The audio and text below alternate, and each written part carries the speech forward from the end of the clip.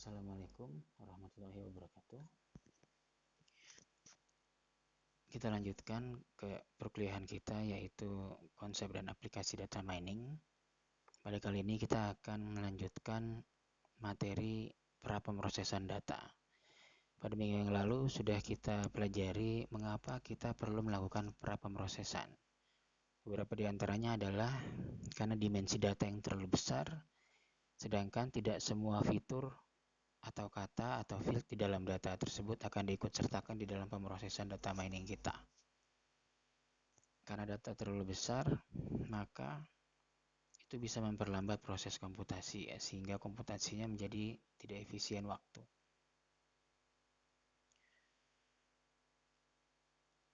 Nah, pertanyaannya sekarang adalah apa itu dimensi data? Di dalam satu database terstruktur, maka dimensi adalah jumlah field.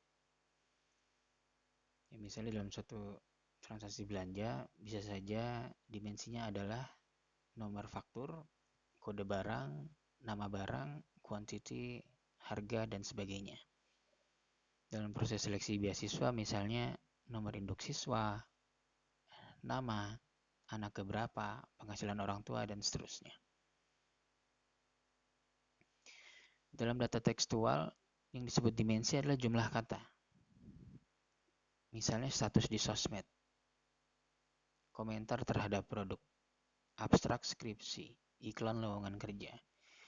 Berapa dimensi data dari jenis data tersebut? Ya, hitung saja jumlah katanya, kata uniknya, maka itulah dimensi atau ukuran dari data tersebut. Jadi misalnya terdapat dua dokumen yang disebut dengan bag of words atau tas dari kata, adalah kita mengidentifikasi seluruh kata yang terdapat di kedua dokumen tersebut, kemudian kita jadikan himpunan kata yang unik, maka jumlah kata di kedua dokumen tersebut itu adalah dimensi dari kedua data tersebut.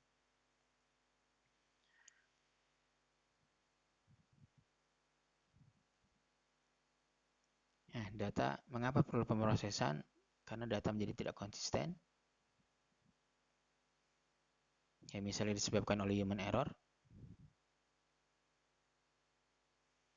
atau machine error, atau munculnya outlier atau pencilan data.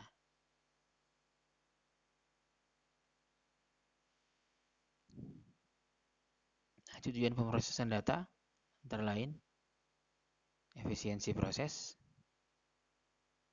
readability, understandability, efisiensi, kemudian skalabilitas. Skalabilitas adalah efisiensi ketika memproses data yang berskala besar. Ya, kemudian understandability, ya, membuat data lebih mudah ditafsirkan, dan seterusnya. Nah, pada hari ini kita akan lanjutkan ke latihan. Latihan mengenai dimensi dan bagaimana mentransformasi suatu dokumen menjadi vektor kata.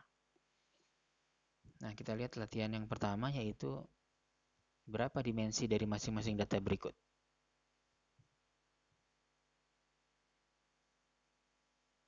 Tabel database,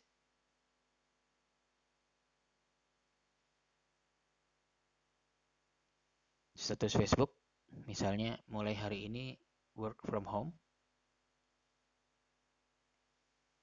Komentar produk, kali ini produk ini cukup bagus dan cukup awet.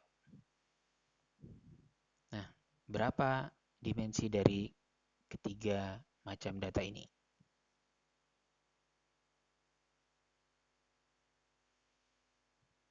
Untuk soal yang pertama, dimensinya adalah 4. Kenapa? Ya, dihitung saja jumlah fieldnya. Di situ ada field name, nama, tanggal lahir, dan SMA. Nah, ini adalah 4. Karena jumlah fieldnya ada 4, maka dimensi datanya ada 4. Bukan 3 ya. 3 ini adalah jumlah record. Ya, jadi dimensi adalah jumlah field. Nah, berapa dimensi dari status Facebook mulai hari ini work from home? Ya, betul. Ada 6, yaitu mulai hari ini work from home. Ada 6 kata unik, berarti ada 6 dimensi dari kalimat ini. Bagaimana dengan yang di bawah? Kali ini, produk ini cukup bagus dan cukup awet. Ya betul, ada 7 dimensinya, yaitu jumlah kata unik. Ya, kali ini muncul 2 kali, tapi dihitungnya 1 kali saja. Produk cukup bagus dan cukup 1 kali saja dihitungnya, kemudian awet. Jadi ada 6, dimensinya 7 untuk komentar produk di contoh ini. Nah, latihan selanjutnya adalah sebagai berikut. Ini yang lebih real lagi ya. Lebih real karena Anda akan menghadapi data-data seperti ini mungkin ya. Mungkin saja beberapa dari Anda tertarik untuk mengolah data yang bersifat tekstual. Ini diberikan 5 hasil search Google untuk keyword COVID-19 sebagai berikut. Ya, ada 5. Komentar Presiden Joko Widodo dan seterusnya.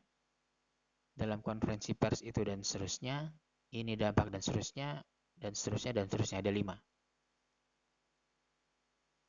Oke. Transformasikan data ini menjadi vektor kata.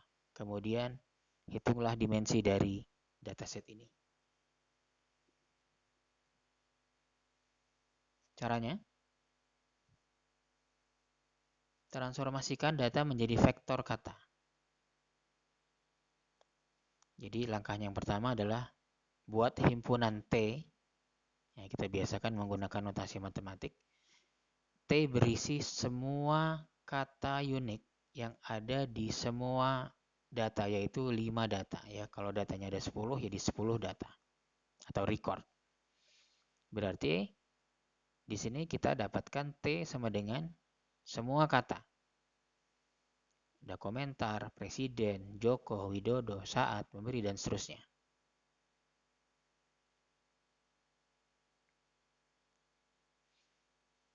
Kemudian hitung dimensi, yaitu jumlah kata unik di dalam himpunan T. Jika Anda mencobanya sendiri, maka kalau saya tidak salah hitung, ada 65 kata yang unik. Berarti dimensinya ada 65. Oke.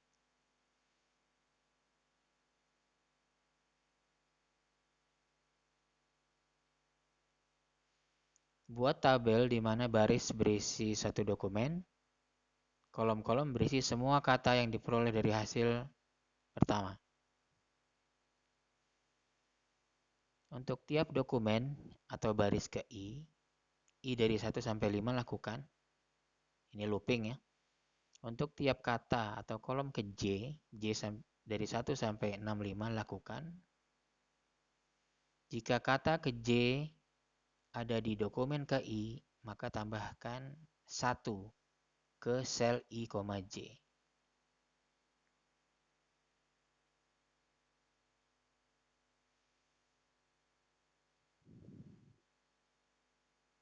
Oke. Nah, bagaimana hasilnya?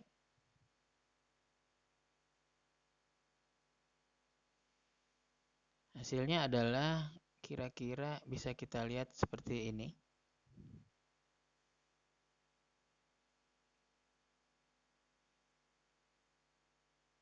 Nah, ini ya. Jadi di sini kita lihat ada di dalam file Excel ini baris ini menunjukkan dokumen. Ya, ini menunjukkan dokumen atau hasil search pertama dan seterusnya. Sedangkan kolom-kolom ini adalah kata.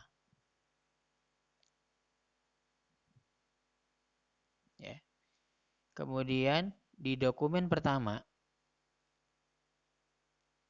kata komentar muncul satu kali, maka ditulis angka 1. Presiden muncul satu kali dan seterusnya. Ya, ingat di sini ada 65 kolom karena ada 65 kata. Inilah yang disebut dengan dimensi. Nah, di dokumen kedua juga seperti itu.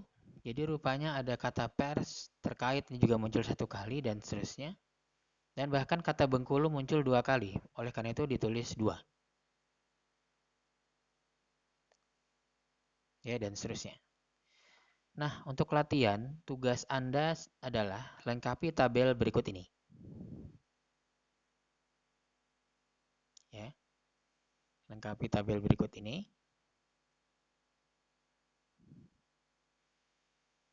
Kemudian ikuti instruksinya di dalam form di Classroom. Ya, karena nanti di sana ada instruksi untuk menghapus kata-kata yang menurut Anda tidak dibutuhkan di dalam proses data mining nantinya. Ya, nanti akan ada slide sheet kedua, nanti di copy paste ke tabel pertama ini setelah sudah Anda lengkapi. Kemudian di copy paste ke sini, ke bagian yang sudah dibersihkan ini, kemudian hitung dimensinya. Ya, nah semua instruksinya nanti ada di Google Form. Nah, selamat melanjutkan latihan ini.